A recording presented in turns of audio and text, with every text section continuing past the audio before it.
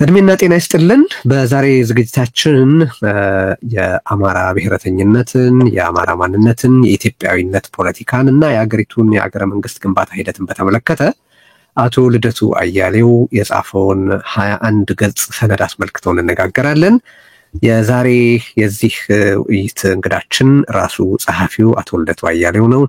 አቶ ልደቱ አያሌው ከ28-29 ዓመት በላይ በኢትዮጵያ ፖለቲካ ውስጥ ያሳለፈና ሐሳቦቹን በመጽሐፍትና በተለያዩ ጽሁፎች አማካኝነት የገለጠ በበርካታ መድረኮች ላይ የተናገረ የፖለቲካ ቅስቀሳ ያደረገ ሐሳቡን የሸጠ ዕውቅ ፖለቲከኛ ነው። ከሁሉ በላይ ደግሞ በእኔ እይታ በእውነት ሐሳቢ የሙሉ ጊዜ ሐሳቢ የሚለው ፖለቲከኛ ነው። ሁልጊዜም በጻፋቸው ሰነዶችና ጽሁፎች ሐሳብነት አማካኝነት ወደ ሌሎች ጠለቅ ወዳሉ ጉዳዮች ረቀቅ ወዳሉ ጉዳዮች ተሳፍረን እንድንሄድ ምክንያት የሆነ ሰው ነው። ለዚህ አገልግሎቱ ሁላችንም ልናመሰግነው ይገባል።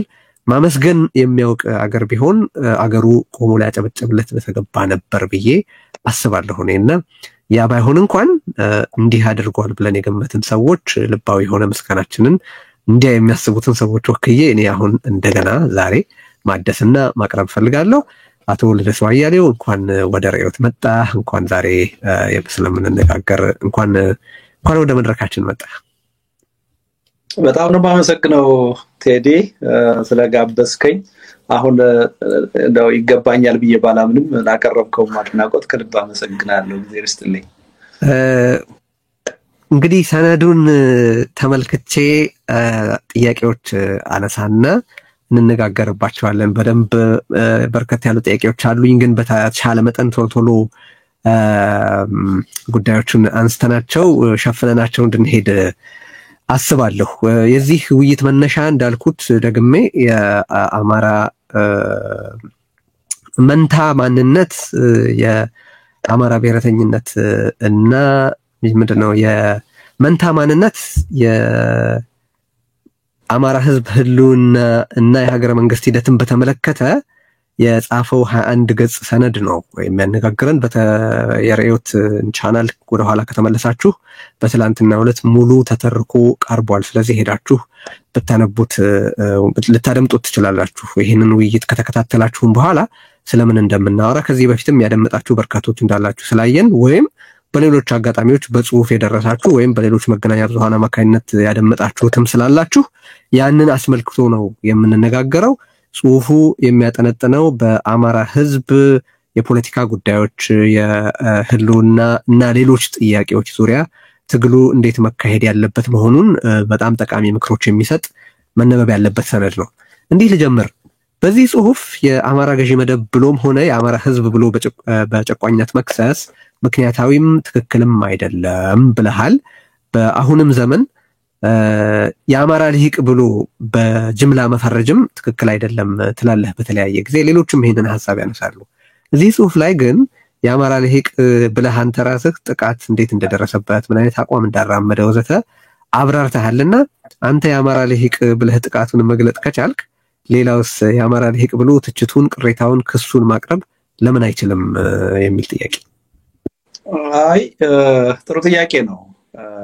እኔ እንግዲህ ምናልባት አጻጻፍ ላይ በስህተት የሰፈረ ነገር ከሌለ በስተቀር ጥቃት የሚለውን የአማራው ልሂቅ እያልኩ ነው ያቀረብኩት። ያው የፍረጃው ሰለባ ስለሆነ ማለት ነው።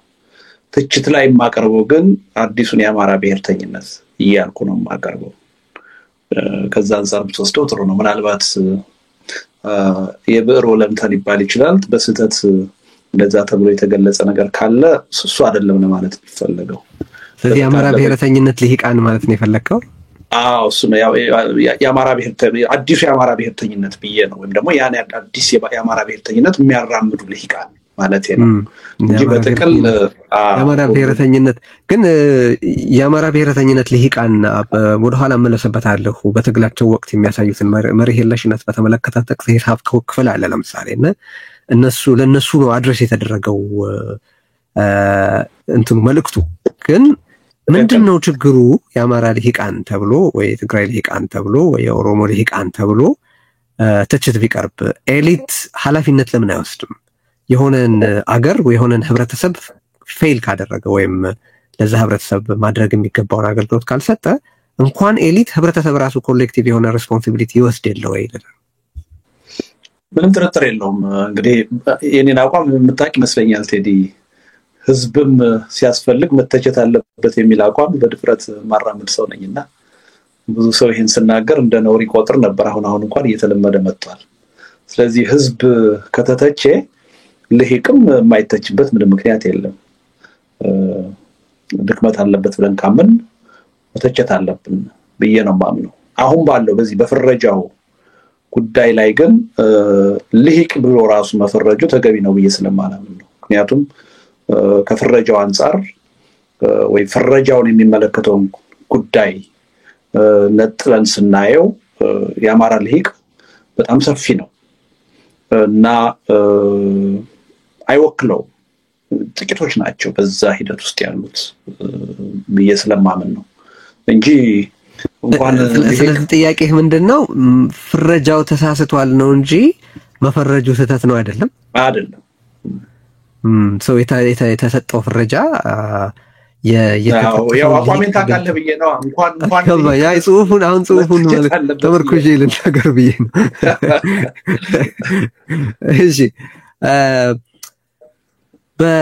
ወደ ሌላ ጥያቄ ልሻገርና በጽሁፍ ውስጥ የጠቀስከው ነገር አለ። በአማራ ህዝብ የፖለቲካ ትግል ውስጥ መንትያ የፖለቲካ ማንነት መኖሩን እነኚህ ሁለት ማንነቶችም ተቃርኖ ውስጥ መሆናቸውንና እነኚህን በኢትዮጵያዊነት ስም የሚካሄድ በአማራ ህዝብ ትግል ውስጥ ያለ ፖለቲካና በአማራ ብሔረተኝነት መንገድ የሚካሄድን ፖለቲካ ማግባባት ካልተቻለ ሁለቱም እንደሚዳከሙ ጽፈሃል። ስለዚህ ትንሽ ጊዜ ልውሰድና ይሄንን ጥያቄ ላንሳ።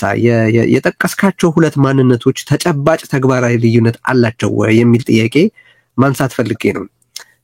ለምሳሌ ላንሳ። የአማራ ብሔረተኝነትን የግዛት ጥያቄ፣ የይበልጥ ልወከል ጥያቄ፣ ጠላት ፍረጃን በተመለከተ፣ ታሪካዊ ጀግኖችና ታሪካዊ ተከሳሾችን በተመለከተ፣ የአስተዳደር ቅርጽና ፍልስፍናን በተመለከተ የአማራ ብሔረተኝነትን ተለይቶ የቆመ ወይም ከአማራ ብሔረተኝነት የተለየ አቋም ይዞ የቆመ በእነኛ አቋሞች ከአማራ ብሔረተኝነት ጋር የማይስማማ አማራ የኢትዮጵያዊነት ፖለቲካ አራምዳለሁ የሚል የፖለቲካ ድርጅት ወይም ትርጉም ባለው ቁጥር ያለ ግለሰብ አለ ወይ ይላል? አዎ አለ። ኢዴፓ ምሳሌ ነው። እኔም ምሳሌ ነኝ። አንድ ልጠቅስልህ ነበር ኢዴፓ ነበር። ከኢዴፓ በላይ ትርጉም ያለው ቁጥር ያለው የሚል ቃል ያስገባሁት ለዛ ነው። አይ የተደራጀውን አካል ካየን ኢዴፓን እንደ ምሳሌ መውሰድ እንችላለን። ለምሳሌ ወደ 36000 አክቲቭ አባል የነበረው ፓርቲ ነው። ይሄ ህብረተሰብ የዛ አይነት እምነት ያለው ነው። በአመራር ደረጃ ያለነው ሰዎችም የዛ አይነት አመለካከት ያለን ግን ባለን የፖለቲካ ተሳትፎ እና እንቅስቃሴ ህብረተሰቡ ውስጥም የዛ አይነት አስተሳሰብ ያለው ቀላል የማይባል ህብረተሰብ እንዳለ እናውቃለን። አይ ቆይ ህብረተሰቡ ጋር እንሄዳለን። ግን የፖለቲካ አደረጃጀቱ አሁን በአሁኑ ወቅት እያልክ ያለው አንተ በአማራ ህዝብ የህልውና ትግል ውስጥ ወይ በአማራ ህዝብ ፖለቲካዊ ትግል ውስጥ ኢትዮጵያዊነት የሚያራምደው ድርጅት ኢዴፓ ብቻ ነው ወይስ? እሱን አላልኩም፣ ምሳሌ ነው የሰጠው። እሺ ግን ከኢዴፓ በላይ መሄድ ትችላለህ? ይኖራል ብዬ ነው የማስበው። ለምሳሌ ሌሎች በህብረ ብሔራዊነት የተደራጁ ድርጅቶች አሉ። እንደ ፓርቲ አቋማቸው ችግር ሊኖርበት ይችላል።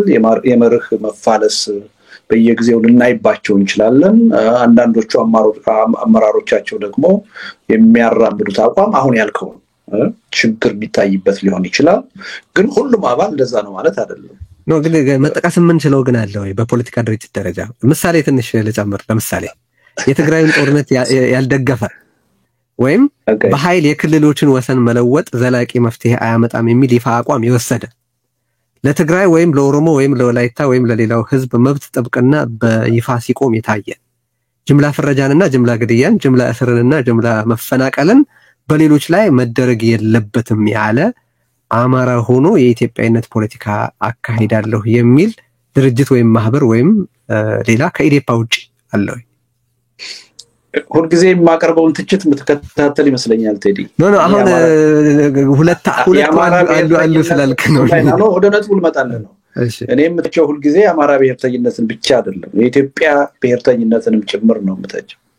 ስለዚህ የዛ አካል ተጠያቂነት እንደሌለበት አድርጌ እንደማስብ አድርገህ አታቅርበው ማለት ነው። ያልኩት ምንድነው በጽሁፍ ውስጥ በአማራ ህዝብ ትግል ውስጥ በኢትዮጵያዊነት እንደራጅና በአማራ ብሔረተኝነት እንደራጅ የሚሉ ሁለት የፖለቲካ ማንነቶች አሉ የሚል ነው አይደለ ሐሳቡ?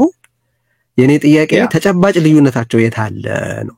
ቀደም ሲል በዘረዘርኳቸው ጉዳዮች ላይ ሁለቱም ጎራዎች አንድ ከሆኑ ተጨባጭ ልዩነት አላቸው ወይ መሬት ላይ? አላቸው ብዬ ነው የማምነው። ባይኖራቸውማ ፍትጊያ ውስጥ እኮ አይገቡም ነበር። እንደውም አንድ ይሆኑ ነበር እኮ። ልዩነት ስላላቸው እኮ ነው አሁን ቅራኔ ኖሮ ከቅራኔም አልፎ ግጭት ውስጥ የሚገቡት።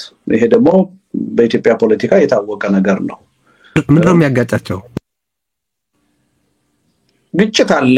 ቅድም ያነሳው ነገር አለ አይደለ? በአማራነት የመደራጀት ነው ችግሩን የሚፈታ የሚል አንድ አካል አለ፣ ራሱ ማህበራዊ መሰረት ያለው። የለም በኢትዮጵያዊነት መደራጀት ነው የሚል ደግሞ ሌላ አካል አለ። ስለዚህ አንድ አይነት ማህበራዊ መሰረት ላይ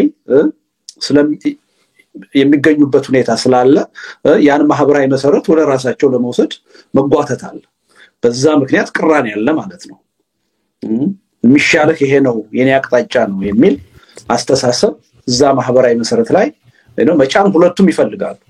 ያ ነው ግጭት ውስጥ የሚወስዳቸው። ለዚህ ነው ቅርብ ጊዜ አንዳንድ ድርጅቶችም ወደ አማራ ክልል ሄደው እንቅስቃሴ ለማድረግ ሲፈልጉ ችግር የሚገጥማቸው፣ አንዳንድ በኢትዮጵያዊነት እናምናለን የሚሉ ድርጅቶችም ደግሞ አብንን የመሰሉ ድርጅቶችን ደግሞ በጣም አጠንክረው ሲያወግዙ የምናየው ያለ ምክንያት አይደለም።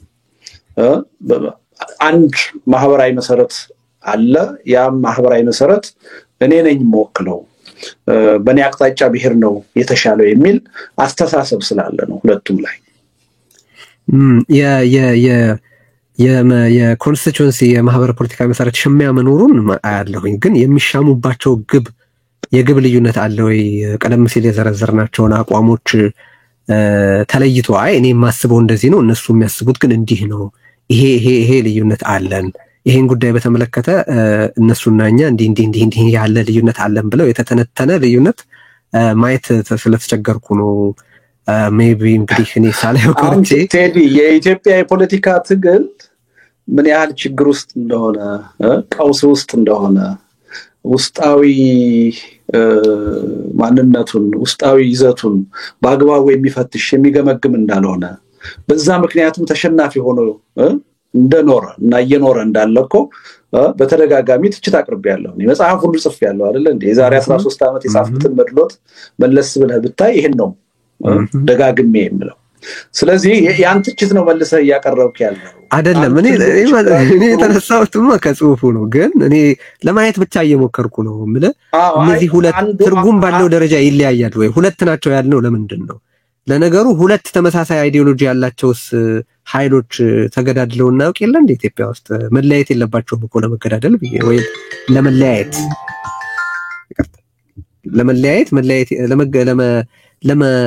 ምንድን ነው ለመጋጨት መለያየት የለባቸውም ብዬ ነው በኢትዮጵያ ፖለቲካ ውስጥ። መሰረታዊ አደረጃጀቱን እኮ ራሱ ሲመርጡት መሰረታዊ የሆነ ልዩነት ነው ራሱ አንድ አካል በብሔር ማንነቱ ሲደራጅ ለፖለቲካ ስልጣን ማለት ነው።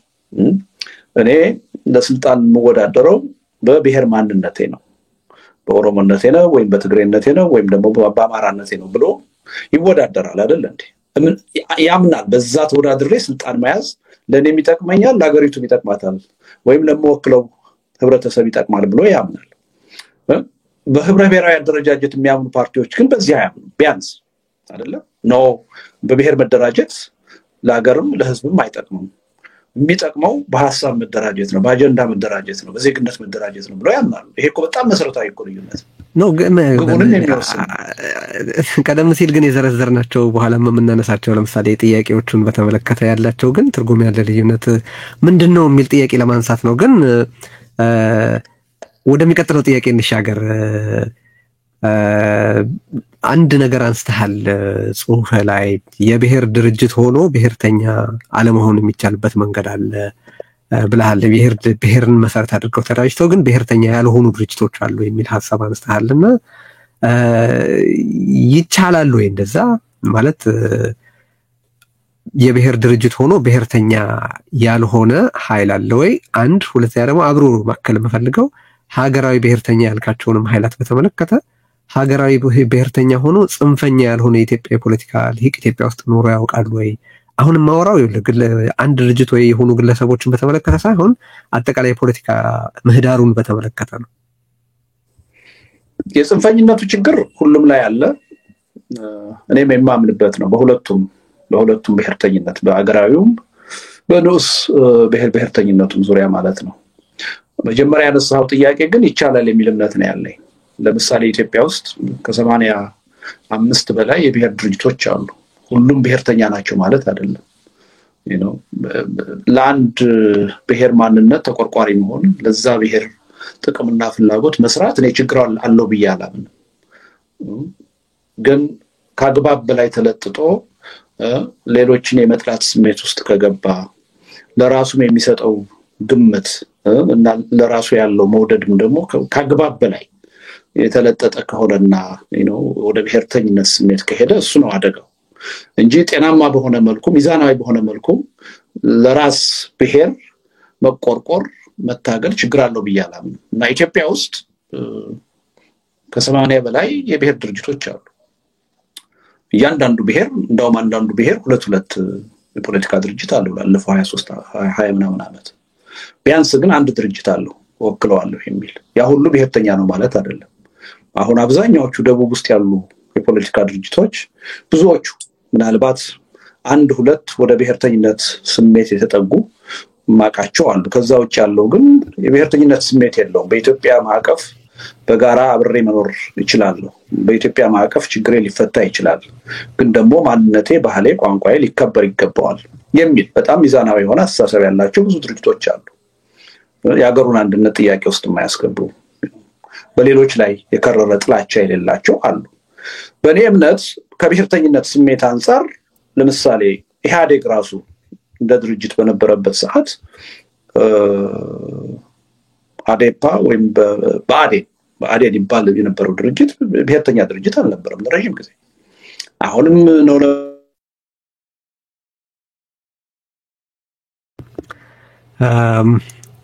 ኢንተርኔት ችግር ኖሯል። መልሰን እናገኘዋለን ብዬ አስባለሁ። እስከዛ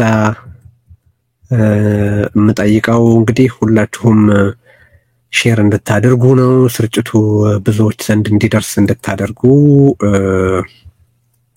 መጠየቅ ወዳለሁ። ይሰማል?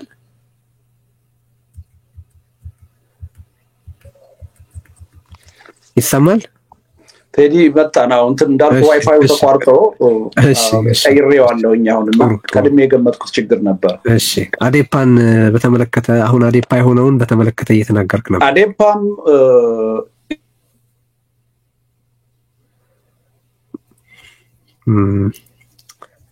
መልሶ ተቋርጧል። ረት ይሰማህ ከሆነ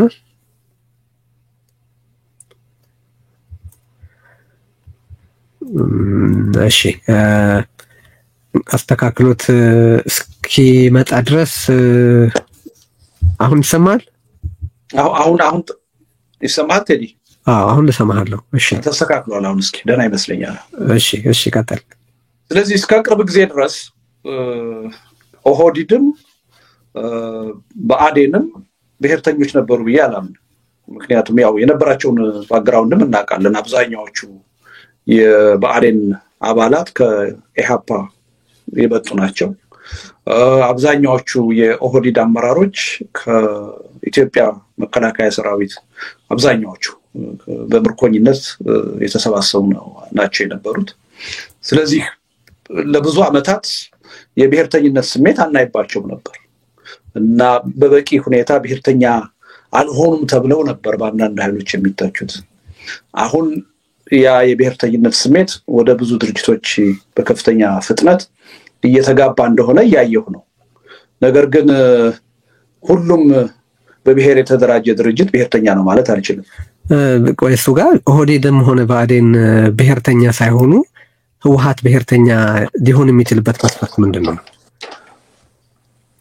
እንግዲህ አንደኛ ህወሓትና ኦነግን ከወሰድን የብሔር ድርጅት አቋቁመው መታገል ከጀመሩ ሰንበትበት ብለዋል፣ ቆይተዋል ማለት ነው። ረዘም ያለ ጊዜ ወስዷል። ያን ጉዳይ አጀንዳቸው አድርገው ሲቋቋሙ ጀምረው ማለት ነው። ሲታገሉለት የነበረ ጉዳይ ነው እና በተወሰነ ደረጃ በደም የብሔርተኝነት ስሜት ይታይባቸዋል ሁለቱ ኦነግና ቲፒኤልኤፍ።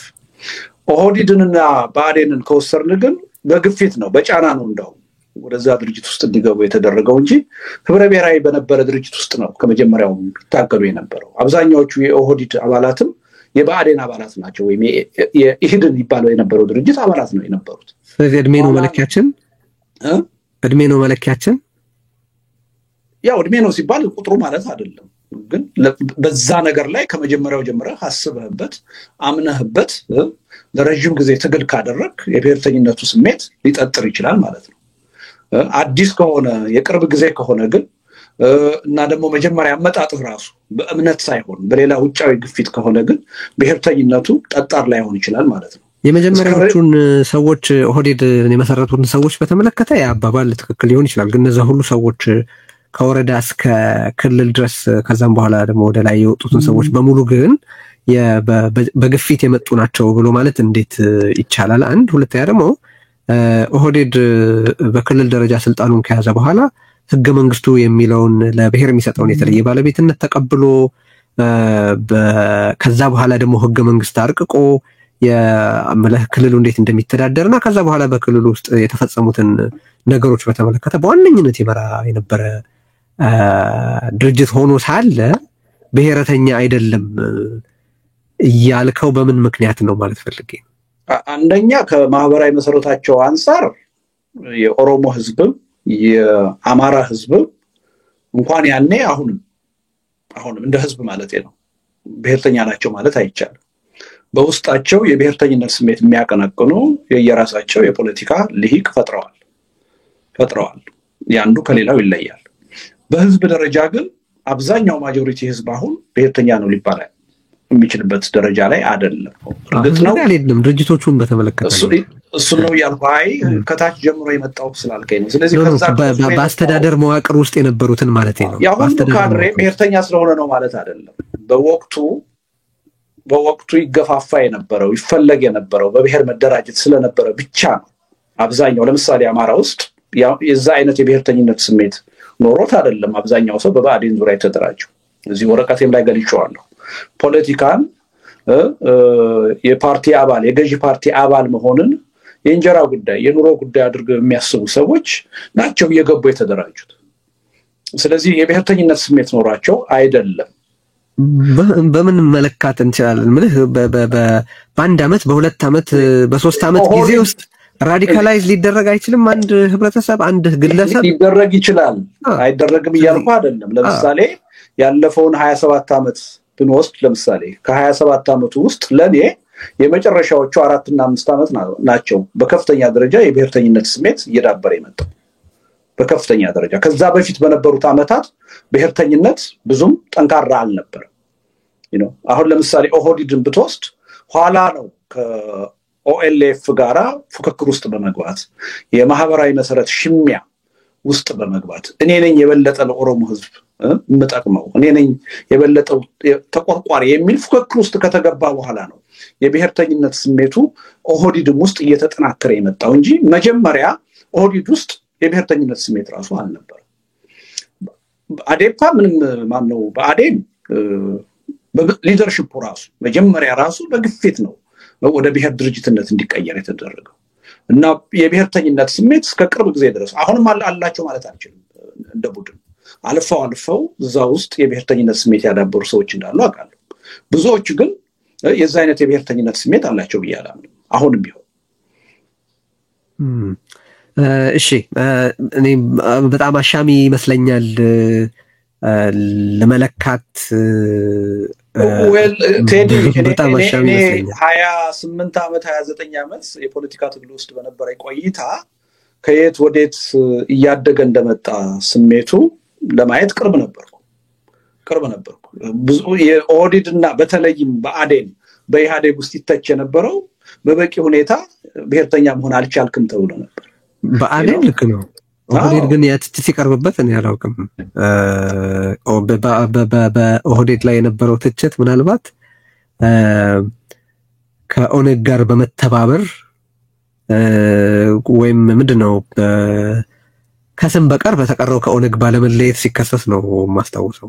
ኦህዴድ ውስጥ አሁን በምናየው ደረጃ ለምሳሌ አሁን ሀገሪቱ ውስጥ የኦሮሞ ማህበራዊ መሰረት ውስጥ ፖለቲከኞቹ የሚያደርጉትን እንቅስቃሴ ከጥቂት ዓመት በፊት ካየህ በጣም ከባድ ነበር፣ እንደ ነውር የሚቆጠር ነው የነበረው። ለምሳሌ ሐሰን አሊን መውሰድ ይቻላል። አቶ ሐሰን አሊ የክልሉ ፕሬዝዳንት የነበሩት በግለሰብ ደረጃ ብሔርተኛ ነበሩ፣ ግን የዛ አይነት ብሔርተኝነት በማራመዳቸው ድርጅቱ ውስጥ እንኳን የሚቆዩበት እድል አልነበረም። ጠባብ ተብለው ነው ከድርጅቱ የወጡት። አንድ ጥያቄ፣ የብሔር ፖለቲካ ውስጥ በብሔር አደረጃጀት ወይ በሀገራዊ ብሔረተኝነትም ሆነ አሁን አንተ ከፍለህ ባስቀመጥከው ሁለት መንገድ አንድ ቦታ ላይ እንዲቆም ማድረግ ይቻላል ወይ? ያንን መንገድ ከጀመረ በኋላ ዶዙን መቆጣጠር ይቻላል ወይ? ስለዚህ አንድ የብሔር ወይም የሀገራዊ ብሔረተኝነት ውስጥ መንገድ ከገቡ በኋላ ይሄን ያህል እዚህ ቦታ ላይ ቢቆም እዚህ ቦታ ላይ ብሎ መገደብ የሚቻል ነገር ነበር። አሁን የምትለውን እኮ ቴዲ ቃል በቃል ገልጬዋለሁ ጽሁፌ ውስጥ። አይቀሬ የሆነ በብሔርነት ከተደራጁ በኋላ ከባድ ነው። ስለዚህ ለዚህ ነው መፍትሄ ላይ ምንድነው ፕሮፖዝ ያደረኩት? ለፖለቲካ ትግል የሚጠቅመው በሀገራዊ ማንነት መደራጀት ነው፣ በዜግነት መደራጀት ነው። ጥቃቶች ሲኖሩ ከጥቃት ራስን ለመከላከል፣ ለአካባቢ ልማት፣ ቋንቋን፣ ማንነትን፣ ባህልን ለማዳበር ለእንደዚህ አይነት ጉዳዮች በብሔር መደራጀት ይቻላል። እሱን በተመለከተ ጥያቄ አለኝ። ሪሊ በደንብ እናወራበታለን። ለዛ ነው ማለት ነው ይሄን ያልኩት እኮ አይቆምም የሚል እምነት ስላለኝ ነው። ሄዶ ያድጋል። በብሔር ትደራጃለህ። የመጀመሪያ አደረጃጀት ፍላጎት ጤናማ ሊሆን ይችላል። በሂደት ግን ወደ ምንድነው የምትሄደው? ወደ ብሔርተኛ ስሜት ትቀየራለህ። አሁን እያልነው እንዳለ ነው ማለት ነው። ብዙዎቹ ድርጅቶች እየተቀየሩ ነው። ከዛ ቀጥሎ ደግሞ ወደ ባሰም ነገር ልትቀየር ይችላል። ፋሺዝም ሊመጣ ይችላል። ኢትዮጵያ ውስጥ ምልክቱን እያየን ነው። በደንብ ምልክቱን አይደለም በደንብ መገለጫዎቹን እያየን ነው በተግባርም ማለት ነው። ያ ስለሚያስፈራኝ እኮ ነው። በሁለቱም ብሔረተኝነት አይነቶች ላይ ነው የምትለኝ? በሁለቱም ማለት በሀገራዊውም በንዑስ ብሔር ብሔረተኛውም ሳይሆን በሁለቱም ነው። እሺ ያንተን ጽሁፍ ተመርኩዤ አንድ ጽሁፍ ላይ የገለጥከው ነገር በአሁኑ ወቅት በተለይ ያለፉትን 10 ዓመታት የኢትዮጵያዊነት ዋና መሰረት ሆኖ የቀጠለው አማራው ነው የሚል ሐሳብ አንስተሃል። አይ ቲንክ ይሄ በሌሎችም በስፋት ይነሳልና ይሄንን ያንተን ገለጻ ተመርኩሼ ከዚህ ሁሉ ብሔር አማራው የኢትዮጵያዊነት ዋና መሰረት ሆኖ የቀጠለው ለምንድን ነው ትላለህ? ምንድን ነው ያ የሚናገረው? ሌሎቹስ ዋና መሰረት ነው ያልከው፣ ሌላ መሰረት የለውም አይደለም፣ ግን ሌሎቹስ በዚያ ልክ በምን ምክንያት ዋና መሰረትና ተቆርቋሪ ሳይሆኑ የቀሩ ይመስልሃል? ቅድም ካልኩት ጋር በአንድ በኩል ከታሪካዊ ሂደቱ ጋር ሊያያዝ ይችላል። በተለይ ዘመናዊ ኢትዮጵያ የሀገረ መንግስት ግንባታ ሂደት ውስጥ ማዕከል ስለነበረ ይሄ አካባቢ ይሄ አማራው አካባቢ ተኮትኩቶ ያደገው በአካባቢው የነበረው ትርክት ራሱ ከቋንቋውም ጋር ተያይዞ ራሱን ከኢትዮጵያዊነት ጋር ነው አያይዞ የሚያየው እና በወላጆቹም በአካባቢውም ትውልዱ በዛ መልኩ ነው ተኮትኩቶ ያደገው። ይሄ ማለት አማራው ብቻ ነው ማለት ግን አይደለም። ሌሎች አካባቢዎችም በዛ አይነት ሁኔታ ተኮትኩቶ ያደጉ አሉ። ግን በጎላ ሁኔታ ካየን አማራው ህዝብ ራሱን ከ1983 ዓመተ ምህረት በፊት በአማራ የፖለቲካ ማንነት አያይብ ነበር። አይቶ አያውቅም። በኢትዮጵያዊ ማንነት ነው የፖለቲካ ሁኔታን የሚያየው። አሁን 1983 የሀገር መንግስቱ ትርክት ሌሎቹ ጋር በዛ መጠን ያልደረሰው በስፍራ ምክንያት ነው ወይስ በሀገር መንግስት ሂደቱ ችግር ምክንያት ነው ትላለህ? የሀገር መንግስቱም ችግር ነው። ሁለተኛ ቋንቋውም የራሱ አስተዋጽኦ አለው። አማርኛ ብሔራዊ ቋንቋ ስለሆነ የመንግስት ቋንቋ ስለሆነ ለአማራው ህዝብ የበለጠ ቅርበት አለው ትርክቱ። ሬዲዮ ስትከፍት፣ ቴሌቪዥን ስትከፍት ሁልጊዜ የምታዳምጠው አማርኛ ነው። የመንግስት ደግሞ ዋና ፕሮፓጋንዳ ምን በለው ተረክም ምን በለው ወደ ህብረተሰቡ የሚደርሰው በአማርኛ ቋንቋ ነው። ይሄ የራሱ የሆነ ተጽዕኖ ይኖራል። ሁለተኛው ደግሞ ቀድመው ቅድም እንዳልኩት ለምሳሌ ልክ ቲፒኤልኤፍ ወይም ደግሞ ኦነግ የሚባል አይነት ድርጅት በትግራይና በኦሮሞ አካባቢ ቀደም ብሎ የተፈጠረውን ያህል በአማራ አካባቢ ግን የአማራ የሚባል ድርጅት አልተፈጠረም አልነበረም። አሁን ለምሳሌ በ17 ዓመቱ የደርግ ዘመን የአማራ ድርጅት የሚባል ነገር አይታወቅም። በንጉሱ ጊዜ ጭራሽም አይታወቅም። በኢህአዴግ ጊዜ ራሱ የአማራ የሚባል ድርጅት እንደ ፖለቲካ ማለት ነው ለፖለቲካ አጀንዳ ብሎ የተደራጀ የአማራ ድርጅት በጣም የቅርብ ጊዜ ኩነት ነው። ለምሳሌ ብዙ ሰዎች በተሳሳተ መንገድ የማአህድን የአማራ ድርጅት አድርገው ያስባሉ። አዎ የአማራ ድርጅት ነው፣ ግን ለፖለቲካ ዓላማ ተብሎ የተቋቋመ ድርጅት አይደለም። ግዴታ በምርጫ ቦርድ መመዝገብ አለባችሁ ስለተባሉ ነው እነ ፕሮፌሰር አስራት ማአህድን በፖለቲካ ድርጅትነት ለማስመዝገብ የተገደዱት እንጂ በተደጋጋሚ በየመድረኩ ድርጅቱ በወቅቱ ሲገልጸውም እንደነበረው ለፖለቲካ ዓላማ አልተቋቋምንም፣ ለፖለቲካ በአማራነት መደራጀት ትክክል ነው ብለን አናምንም። ነገር ግን አማራው ላይ ልዩ ጥቃት እየተደረገ ስለሆነ ይሄን ጥቃት መከላከልና ማስቆም ስለሚያስፈልግ ለዛ ጉዳይ ነው የተደራጀ ነው። ይሄ ጉዳይ ሲቆም ዲዞልቭ እንሆናለን፣ ከዛ በኋላ የፖለቲካ ህልውና ሊኖርና አይኖርንም የሚል ነበር። ለዛም ነው ሄዶም እነ ፕሮፌሰር አስራትም ከሞቱ በኋላ ከብዙ ዓመት በኋላ ማአህድ ወደ መኢአድነት የተቀየረው መጀመሪያም ሲቋቋም ለፖለቲካ ዓላማ የተቋቋመ ስላልነበረ። ስለዚህ አማራ ክልል ውስጥ በአዴን በግፊት እንደተቋቋመ እናውቃለን። መንግስት ራሱ ኢህአዴግ መንግስት ከሆነ በኋላ እኮ የአማራ ድርጅት አልነበረም፣ ኢህዴን ነበር ተብሎ የሚጠራ የነበረው። የግድ አማራ ክልል የሚያስተዳድር በአማራነት የሚጠራ ድርጅት ያስፈልጋል ብሎ ኢህአዴግ ስላመነ ነው ስሙን አስቀይሮ የብሔር ድርጅት ያደረገው። በዛ ውስጥ የነበሩ የሌላ ብሔር ተወላጆች ራሱ ግማሾቹ ወደ ኦህዴድ ግማሾቹ ወደ ደህዴግ እንዲገቡ ነው የተደረገው፣ ወጥተው እንዲገቡ ነው የተደረገው እንጂ የህዝቡ ፍላጎት ኖሮ በብሔር የመደራጀት ፍላጎት ኖሮ ተፈጥሯዊ በሆነ ሂደት አድጎ የመጣ ጉዳይ አይደለም። ስለዚህ አንድ ጥያቄ እዚሁ ጋር የመጨረሻ ከዚሁ ጋር የሚገናኘው ጥያቄ በአማራ ህዝብ ውስጥ በብሔር አደረጃጀት መፈጠር ያልቻለው በኢትዮጵያዊነቱ ማንነት ውስጥ የሚፈልገውን ሁሉ ያይ ስለነበር ነው? ሌሎችስ የብሔር ድርጅት ሲፈጥሩ በአማራ ህዝብ ዘንድ ያ አደረጃጀት ያልተፈጠረው ምን ችግር ስላለ ነው የሚለው ነበር የኔ ዋና ነጥብ። ችግር መኖር ያለ መኖር እኮ አይደለም። እንደዛ ብሎ ነው የሚያምነው።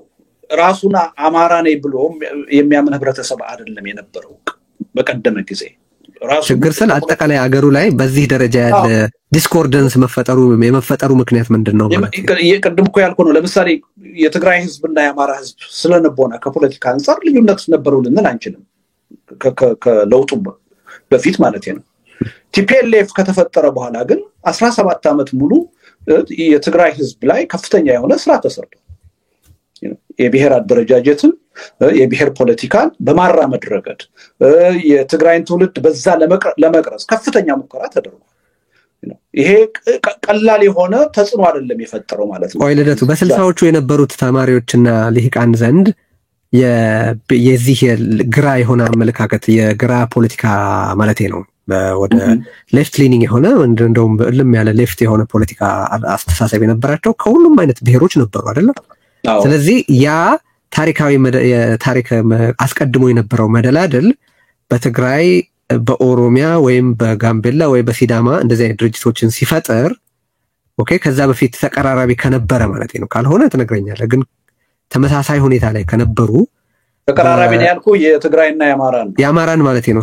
በትግራይና በአማራ ተቀራራቢ ስነልቦና ኖሮ ያ ከዛ ከህወሓት መፈጠር በፊት የነበረው የ60ዎቹ ፖለቲካ በትግራይ ላይ ህወሓትን ሲፈጠር በአማራ ህዝብ መሃል ሌላ መሰል ድርጅት ያለ መፈጠሩ ምክንያት ምንድነው?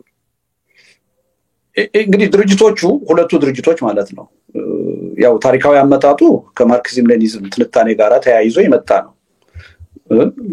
የሶሻሊስት ርዕዮተ ዓለምን ማራመድ ሲጀምሩ የተማሪው እንቅስቃሴ ለሰራተኛው መደብ እንታገላለን የሚል አይዲዮሎጂ ነው። ግን በዛን ጊዜ ሰራተኛ የሚባል ህዝብ አልነበረም፣ ወዛደር የሚባል ህዝብ ኢትዮጵያ ውስጥ አልነበረም። ካለም ከ1% በታች ነው። ስለዚህ ህዝቡ ውስጥ ገብተው ያን አይዲዮሎጂ ሊያንቀሳቅሱ የሚችሉበት ማህበራዊ መሰረት አልነበራቸው። ስለዚህ አሁንም ወደነ ስታሊን ወደነ ሌኒን ትንታኔ ሄደው ሲፈልጉ የተገኘ ነገር ነው። አንድን ህብረተሰብ በብሔር ማደራጀትና መቀስቀስ የበለጠ ህዝብን ሞቢላይዝ ለማድረግ የተሻለ መሳሪያ እንደሚሆን የሚገልጹ ነገሮችን ካነበቡ በኋላ ነው ወደ ብሔር አደረጃጀት ያዘነበሉት። ከዛ በኋላ ነው የተወሰኑ የትግራይ ልጆች ነው የሚያዋጣው በአገራዊነት ሳይሆን በብሔር ደረጃ መደራጀት ነው። በዚህ ነው ህብረተሰቡን ከጫፍ ጫፍ ልናንቀሳቀሰው የምንችለው። ቀላል ሬዚስታንስ አይደለም። ለምሳሌ ቲፒኤልኤፍ ትግራይ ውስጥ ሄዶ የገጠመው ግን በሂደት ለምሳሌ አብዛኛው የትግራይ ህዝብ በዛን ጊዜ የኢሃፓ ደጋፊ ነው የነበረው፣ የኢዲዩ ደጋፊ ነው የነበረው። ግን ቲፒኤልኤፍ በሌሎች እርዳታም ጭምር ተጠናክሮ ኢዲዩን ኢሃፓን ከትግራይ ጠቅልሎ አውጥቶ አባሮ ብቻውን የተቆጣጠረበት ሁኔታ ተፈጠረ። ከተቆጣጠረ በኋላ ግን ያው ትርክቱን የሚፈጥረው እሱ ነው። ትውልዱ ላይ የራሱን የሆነ አሻራ ጫና ማሳረፍ ቻለ። ያ ቀላል የሆነ ለውጥ አይደለም ያመጣው። እንደዛ አይነት ለውጥ ሊያመጣ የሚችል የፖለቲካ እንቅስቃሴ አማራ ክልል ውስጥ አልነበረም። ለዚህ ነው ፈጥኖ ትግራይ ውስጥ የተፈጠረው የኤሊቱ የብሔርተኝነት ስሜት አማራ ክልል ውስጥ ያልተፈጠረው እንጂ ከጥንቱ የዛ አይነት የተለያየ ስነ ልቦና ኖራቸው ነው ብዬ አላምንም። ወደ ኦሮሚያም ስንሄድ በአገር ግንባታው ሂደት ዘግይቶ የገባ አካል ነው ከሴንተሩ ጋር የነበረው ግንኙነት የትግራይና የአማራን ያህል ጥብቅ አልነበረም። በዛ ምክንያት ሬዚስታንሶች ነበሩ። ደቡብ አካባቢ በአጠቃላይ ኦሮሚያ ብቻም አይደለም ሬዚስታንሶች ነበሩ። የአካባቢ ማንነታችን ተነጥቀናል የሚል ሬዚስታንስ ነበር።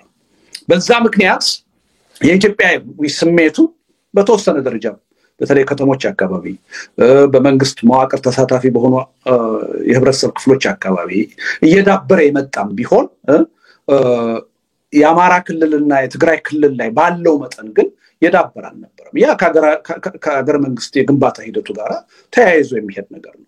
ቀድሞ የገባው የበለጠ የዛ ስሜት ተገዢ ይሆናል። ዘግይቶ የገባው ደግሞ የራሱ የሆኑ ምክንያቶች ይኖራሉ የሚጎትቱት ማለት ነው።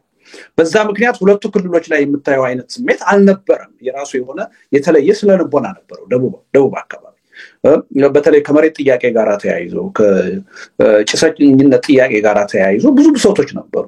ስለዚህ እነሱ ላይ የማተኮር ጉዳዮች ነበሩ። ለዚህ ነው ኋላ ላይ የብሔር ድርጅቶች ሲፈጠሩ በቀላሉ የህብረተሰብ ተሳትፎና ተቀባይነትም እያገኙ የመጡት ማለት ነው። ለዛ ጉዳይ መነሻ የሚሆኑ ቅሬታዎች ጥያቄዎች ስለነበሩ አማራ ክልል ላይ ከመጣን ግን ድርጅቶቹም አልነበሩም።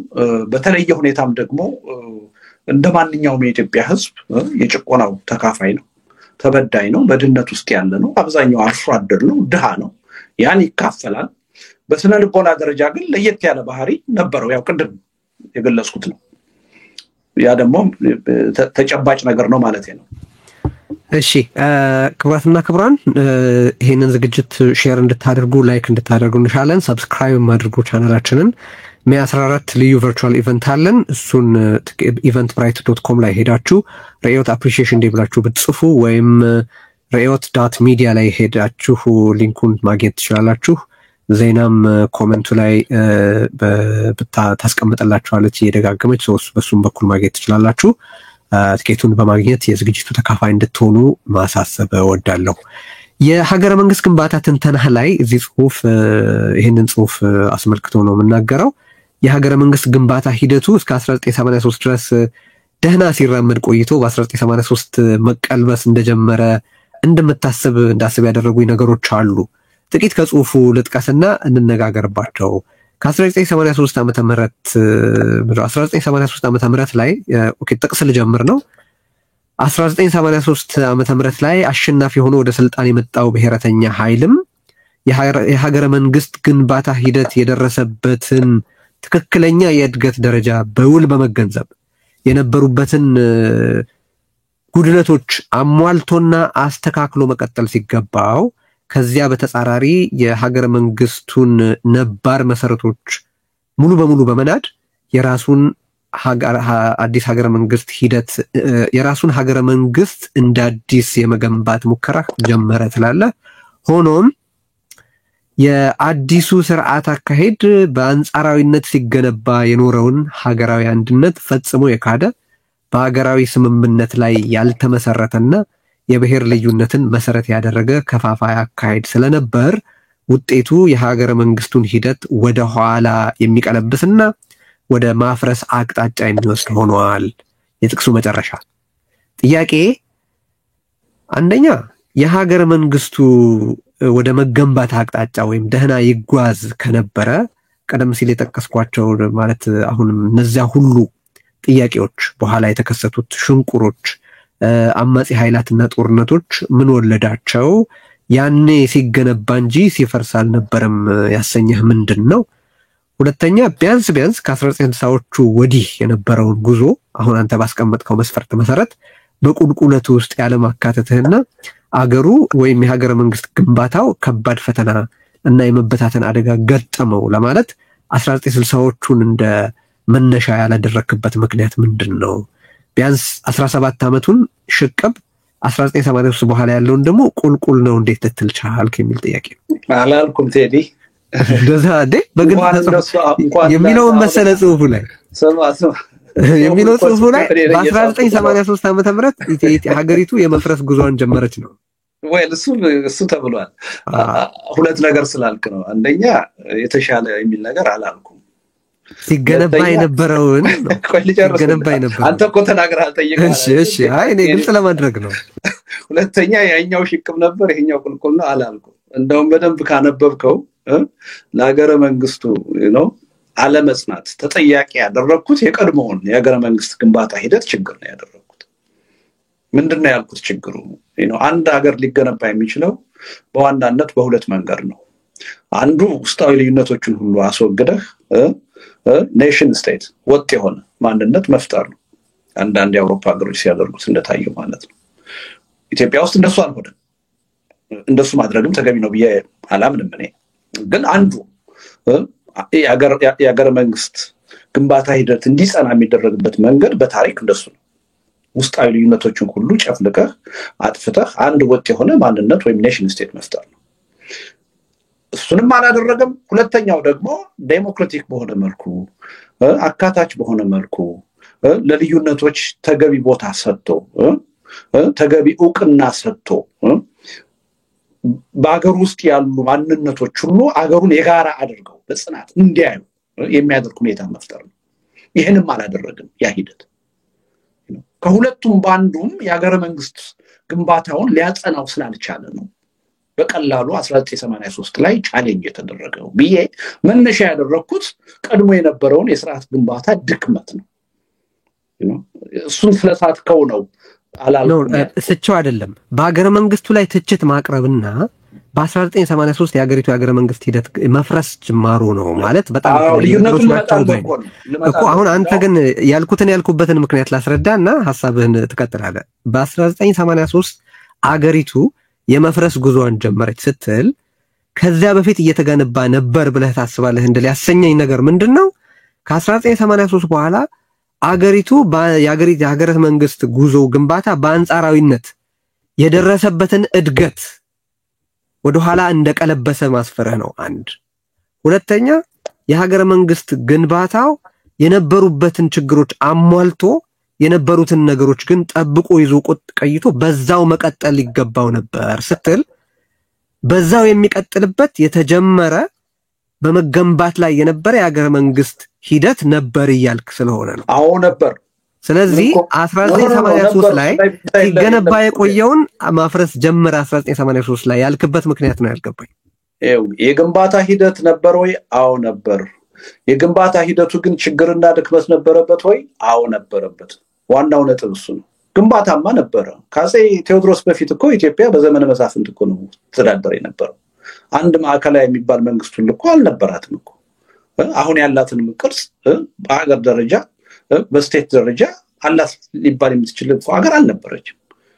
ከአፄ ቴዎድሮስ በኋላ እኮ ነው የአፄ ቴዎድሮስ የጀመሩትን የዘመናዊት ኢትዮጵያ ሀገር መንግስት ምስረታ ሂደት አፄ ዮሐንስ መጥተው ቀጠሉበት፣ አፄ ምኒልክ ቀጠሉበት፣ ከዛ በኋላ ያሉት መንግስታት ቀጠሉበት።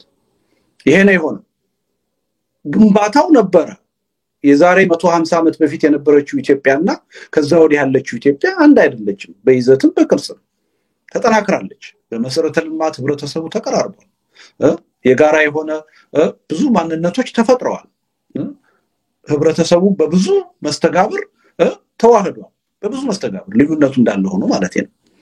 ነገር ግን ያ ግንባታ ሂደት የተዋጣለት አልነበር ለዛ ነው በአንጻራዊነት የሚለውን ቃል ደጋግሜ የምገልጸው ያለ ምክንያት አይደለም ችግሮች ጉድለቶች ስለነበሩበት ነው ስለዚህ 1983 ላይ አዲስ መንግስት ሲመጣ ጉድለቶቹ ምንድናቸው ችግሮቹ ምንድናቸው ብሎ እነሱን አሟልቶ ሂደቱን ማስቀጠል ነበረበት ሂደት ነበረ ምንም ጥርጥር የለውም ኢትዮጵያ ከ150 ዓመት በፊትና ከ150 ዓመት ወዲህ የተለየች ነች ጠንክራለች በ1967 ዓመተ ምህረት በ1966 ዓመተ ምህረት የነበረው ለውጥ የሀገር የመንግስቱን ግንባታ አቋረጠ ሳትል 1983 የነበረው ለውጥ የሀገር መንግስቱን ግንባታ ቀለበሰ የምትልበት አሳማኝ ምክንያት ምንድነው ነው 1967 ላይ አይደለም እንዴ ዘውዱ የታገደው 1967 ላይ አይደለም እንዴ ከዛ በፊት የነበረው የስልተ ምርት ሂደት የመሬት ግንኙነትን በተመለከተ የሚለውጥ አዋጅ ወጣው 1967 ላይ አይደለም እንዴ መንግስትና ሃይማኖትን አፋትቻለሁ ብሎ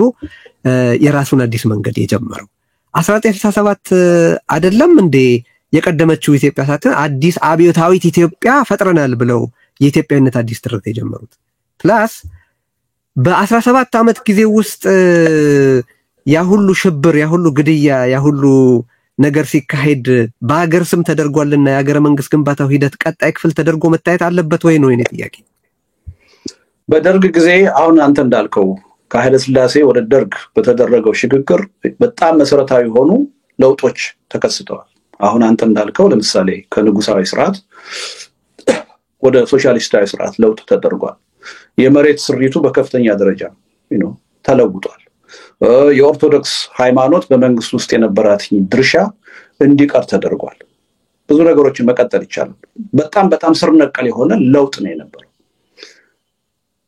የሀገሩን ህልውና በሚመለከት ግን 1983 እንደሆነው ህልውናውን ጥያቄ ውስጥ የሚያስገባ ነገር አይደለም የተካሄደው 1983 በትርክትም በመዋቅርም የሀገሩን ህልውና ጥያቄ ውስጥ የሚያስገባ የነበረችውን ሀገር ክዶ አዲስ ሀገር መስርቻለሁ የሚል ስርዓት ነው የመጣው ደርግ አዲስ ሀገር መስርቻለሁ አላለም አዲስ ስርዓት መስርቻለሁ ነው እንጂ ያለው አዲስ ሀገር መስርቻለሁ አለ አዲስ ሀገር መስርቻለሁ ነው ያለው ነው የምለው አብዮታዊት ኢትዮጵያ ሲል ምን ማለቱ ነው አብዮታዊት ኢትዮጵያ ሲል እኮ ሌላ ኢትዮጵያ ያስተዋወቀ ነው አይደል እንዴ በኋላ አዲስ ኢትዮጵያ ይሉ እንደነበረው በ1967 ዓመት ምት አብዮታዊት ኢትዮጵያን ፈጥር ያለው ሲል ሌላ ኢትዮጵያ ያስተዋወቀ ነው የአይዲዮሎጂ ለውጥማ ያገር ለውጥ አድርገህ ካሰብክ ዓለም ሁሉ ፈርሶ ነው የተገነባው ማለት እንደሱማ ካልክ ታዲያ ኢትዮጵያ የምትባል ሀገር በ1983 እኮ ነበረች አሁንም አለች በአካል በመሆን ስላይዲዮሎጂ እኮ ምናወራ መስሎኝ አይደለም ደርግ የሥርዓት ለውጥ አመጣው አለ እንጂ አዲስ ሀገር ፈጠርኩ አላለም ኢህአዴግ ከዛ በፊት እስር ቤት ውስጥ ነበረች በጭቆና ውስጥ ነበረች ከጭቆና አላቀኳት ከዘመናት እስር ቤት ተፈታች አይደል የደርግ ትርክት ነበር አዎ ስለ ህዝቡ ነው የሚያወራው እኮ በውስጡ የነበሩ ህዝቦች ጭቆና ነበረባቸው ከዛ ጭቆና እንዲላቀቁ አድርጌያለሁ ነው አይደል እንዴ በርግጥ ጭቆናው አልተላቀቀም ያ ሂደት ቀጣይ ነው እንዴ አንድ ህብረተሰብ ጭቆና ውስጥ ስለነበረ አገሩ የለም ማለት እኮ አይደለም የዓለም ህዝብ ሁሉ በጭቆና ውስጥ ነበር እኮ ከዲሞክራሲ መምጣት በፊት ዴሞክራሲ እኮ እኩልነት እኮ ፍትህ እኮ የቅርብ ጊዜ እኮ ጉዳይ እኮ ነው በሀገር መንግስቱ ግንባታ ውስጥ ዘውዱና ሃይማኖት ያነበራቸው የሚለካው ዲሞክራሲ መኖር በችግር አይደለም ግን አገሩን በተመለከተ የነበረው መግባባትን ቻሌንጅ ያደረገ ለውጥ ነው አይደለም የሚል ነው አይደለም እንነጋገርበት አሁን አገሩ በደርግ ጊዜ በሀገር መንግስቱ ግንባታ ውስጥ ዘውድና ሃይማኖት በጣም ቁልፍ የሚባል ስፍራ ነበራቸው እነዛን ሁለት አምዶች ያፈረሰውና ሌላ ኢትዮጵያ ማስተዋወቅ የጀመረው ደርግ አይደለም ወይ በ1967 አይደለም ወይ ኢንፋክት የብሔር ብሔረሰቦች ጥናትን በተመለከተ ተመሳሳይ ተቆ ነው የምደግመው እኮ ጥናት ያካሄደው ደርግ አይደለም ወይ ያ ማለት ኢትዮጵያን ማፍረስ ወይ ኢትዮጵያን መለወጥ ማለት ስርዓቱን ነው የለወጠው እንዴ አገሩንና ስርዓቱን ለይተህ አገሩ ይቀጥላል በአገሩ ውስጥ ያለው ስርዓት ግን ይቀያየራል ከ83 በኋላም ግን አገሩ ቀጥሏል እኮ ስርዓት ነው የተለወጠው አይደለም አዲስ ሀገር መሰረት ነው የሚሉት አሁን እኮ ያለው ሀገር የተመሰረተው 1983 ነው በአዲስ ስምምነት እኛ ብሔር ብሔረሰቦችና ህዝቦች የምንባል አካላት ተስማምተን ወደን ፈቅደን መስርተናል ነው የሚለው አገር በ1967 ዓመተ ምህረት ደርግ የረፈደ 1980 ደርግ ኢትዮጵያን መስርቻለሁ ብሎ ያስማላለም አብዮታዊት ኢትዮጵያን አይደለም ወይ ይል የነበረው አብዮታዊት ኢትዮጵያ ሲል ምን እያለ ነው አዲስ ኢትዮጵያ እየተመሰረተ አይደለም በመጣ ቁጥር የሥራ አዲስ መንግስት አይደለም መንግስትማ ከዘውዲቱ ወደ ንጉሠ ነገስት ቀዳማዊ ኃይለ ሥላሴ ሲሻገር ለምሳሌ ስራ ማነው ንጉስ እንጂ የተለወጠ ስርዓትም የለም የተሰጠ አዲስ የኢትዮጵያዊነት ትርክትም የለም እኔ ያልኩ ያለሁት 1960ዎቹ በተለይ 1967 ላይ መሰረታዊ ሆኑ ከዛ በፊት አገሩ የሚቆምባቸውን አምዶች ያፈረሰውን ክስተት አገር አፍራሽ ካላልክ 1983 ላይ የሆነውን ነገር በኋላ 1983 በነገራችን ላይ የመሬትን አዋጅ በተመለከተ ለምሳሌ የቀጠለው የ1983 ለውጥ ከዛ በፊት የነበረውን መደላድል ነው ከዛ በፊት የነበረውን አስተሳሰብ ነው ስለዚህ እዛ ጋር የ1967 ላይ ካልተቋረጠ ወይም ተቀለበሰ ካልተባለ የመጨረሻ ጥያቄ ነው በዚህ ጉዳይ 1983 ላይ ተቀለበሰ የሀገረ መንግስት ግንባታው ለማለታችን ምክንያቱን ነው ያልተረዳሁት ቀጥል ይሄ የመጨረሻ ጥያቄ በዚህ ርዕስ ማለት ነው በፊት በነበሩት ስርዓቶች ችግር ነበር አዎ ችግር ነበር ችግሩ ሳይቋረጥ የቀጠለ ነው ጥርጥር የለውም የሀገር ግንባታ ሂደት ነበረ ምን ማለት ነው ህብረተሰቡ በተለያዩ መስተጋብሮች እርስ በርስ እየተገናኘ አንድ ኢኮኖሚያዊ ፖለቲካዊ ማህበረሰብ በአንጻራዊነት እየተገነባ ነው የመጣው በደርግ ጊዜ ከወሰርን እንዳው በጣም በከፍተኛ ደረጃ ኢቭን የመጣው የሶሻሊስት አብዮት ማለት ነው በከፍተኛ ደረጃ የህዝብ እንቅስቃሴ የፈጠረ ነበር ከዳር እስከ ዳር ከጫፍ እስከ ጫፍ ህዝቡን ያቀራረቡ ጉዳዮችም ነበሩ በዛ ጭቆና ውስጥ በዛ ፈና ውስጥ በዛ ግድያ ውስጥም ህብረተሰቡን ያቀራረቡ ነገሮችም ነበሩ ህብረተሰቡ ከንጉስ ጊዜ ከነበረው በተሻለ በደርግ ጊዜ ተቀራረቡ ምንም ጥርጥር የለው እንዴት ተቀራርቧል አንደኛ የመሬት ስሪቱ ለውጥ አብዛኛው ሰው ወደ እኩልነት አምጥቶታል ፊውዳል ይባል የነበረውና አራሽ ይባል የነበረው ነገር ችግሮች የለበትም ለውጡ እያልኩ አይደለም ስር ነቀል መሆኑ ተገቢ ነው እያልኩ አይደለም ነው ስማ የደርግ እኮ ሲመጣ አብዛኛው ህዝብ እኮ ደጋፊ ነው የነበረው ለምን አብዛኛው ህዝብ ደሃ ነበር ለደሃ የቆም ስርዓት ነው የሚለው የሶሻሊስት አይዲዮሎጂ ደግሞ መሬት ላይ የሚያመጣው ለውጥ ምንም ይሁን ምን መጀመሪያ ለህብረተሰቡ የእኩልነት ጥያቄ ስለሆነ ተቀባይነት አግኝቶ ነበር ከጫፍ ጫፍ ነው የኢትዮጵያ ህዝብ ተንቀሳቀሰው ደርግን ደግፎ ቀላል አልነበረም ድጋፉ ያ ቀላል ደርግን ነው ወይስ ለውጥን ነው የፈለገው ደርግን ስፔሲፊካሊ አይደለም የለውጥ ኤጀንት ደርግ ነው ተብሎ ስለታመነ መንግስቱ ኃይለማርያም በኋላ ነው የነጠቀው አይደለም ደርግ በኋላ ነው የነጠቀው ግን ለውጥ ይፈለግ ነበር ትክክል ነው ቀበላለሁ እኔ ያልኩ ያለሁት ምንድነው ከፍተኛ የሆነ ነበረው ድጋፍ ነበረው ግን ይሄ ማለት 1983 ሲለውጥ ሲመጣ ድጋፍ አልነበረውም ማለት ነው ወይ አልነበረውም እያልኩ አይደለም እኮ በደርግ ጊዜ የተቋረጠ ነገር አይደለም የሀገራዊ ግንባታ ሂደቱ ማለት ነው 1983 ግን ምንድነው የሆነው 1983 አገሪቱ እንደ ሸክም ነው የተቆጠረችው እንደ እርግማን ነው የተቆጠረችው ኢትዮጵያዊነት የሚለው ነገር ተረስቶ ሁሉም በአካባቢው ማንነት እንዲጠመር ነው የተደረገው ትርክቱ ቶታሊ ነው የተቀየረው በአፄ ኃይለ ሥላሴ ጊዜ የነበረው አገራዊ ብሔርተኛ መንግስት ነው የነበረው ደርግም አገራዊ ብሔርተኛ መንግስት ነው የነበረው ይሄ ጉዳይ በመሰረታዊነት የተቀየረው 1983 ላይ ስለዚህ ኢትዮጵያ ስላለ አገር ያፈረሰ አልነበረም ነው የምትለኝ በሂደቱ ውስጥ ያሉት ጉድለቶች በተገቢው ጊዜ ጉድለት አይደለም ምዕራፉ ለምንድን ነው የዛ ቀጥ ያድርገህ ያልተመለከትከው ነው ጥያቄ ምክንያቱም በኋላ የመጣው ብሔርን ብቻ ሪኮግናይዝ አድርጎ የተቀሩትን ማንነቶች ክዷል አይደለም በ1983 የመጣው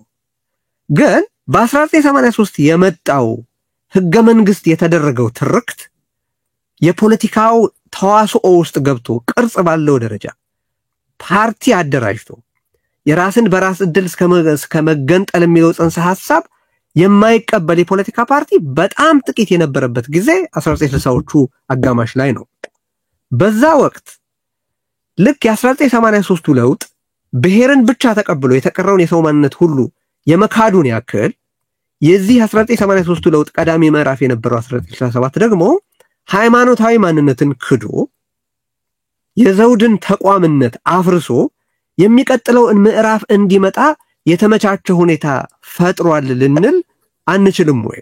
ያስ ከሆነ 1983 ላይ የተከሰተው ብሔርን ብቻ ተቀብሎ ሌላውን የመካድ ፖለቲካ አስቀድሞ የተጀመረ ምዕራፍ ቀጣይ ክፍል ተደርጎ ያልታየው ለምንድን ነው? ቅድም የመለስኩልህን ነው የምመልስልህ ቴዲ።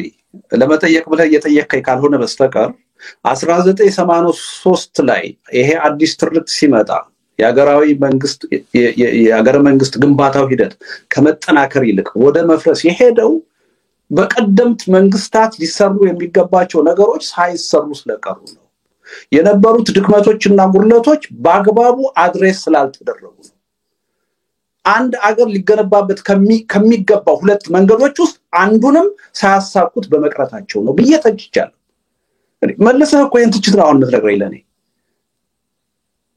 ይሄን ባልተች ኖሮ በቃ ግንባታ ብቻ ነው። አንተ ቅድም እንዳስቀመጥከው በጎ ነበረ፣ ወደ ሽቅብ ነበረ አንተ እንዳልከው ማለት ነው። ያላልኩት እንዳልከው ነው። ይቅርታ ልደቱ 1983 ላይ መፍረስ ጀመረ ማለት እስከዛ መፍረስ አልጀመረም ማለት ነው። ግልጽ አይደለም እንዴ? 1983 ላይ መፍረስ ጀመረ ማለት ከዛ በፊት እየፈረሰ አልነበረም ማለት ነው። የኔ ጥያቄ ኢትዮጵያ ስላለ አንድ ቡድን ኢትዮጵያ እያለ ሀገር ሊያፈርስ አይችልም። በነገራችን ላይ ይችላል። ያንን ሲያደርግ አልነበረም የማለትህን ምክንያት ንገረኝ። እሺ አሁን ደርግ ሽግግር እንዳይኖር በማነቀፍ የነበረውን የለውጥ ፍላጎት በቅጥ ባለመምራት ጦርነትን እንደ ብቸኛ ምርጫ በመከተል ሌላ አይነት ህዝባዊ መንግስት እንዳይኖር ደንቃራ በመሆን የሀገረ መንግስት ግንባታውን አፍርሷል ያላልክበት ምክንያት አልገባኝም ነው። ፈርሶ ቢሆንማ 1983 የሚባለው ሂደትም ኢትዮጵያ ውስጥ አይከሰትም ነበር። ምንድነው የምታወራው? ወል እንደሱ ከሆነማ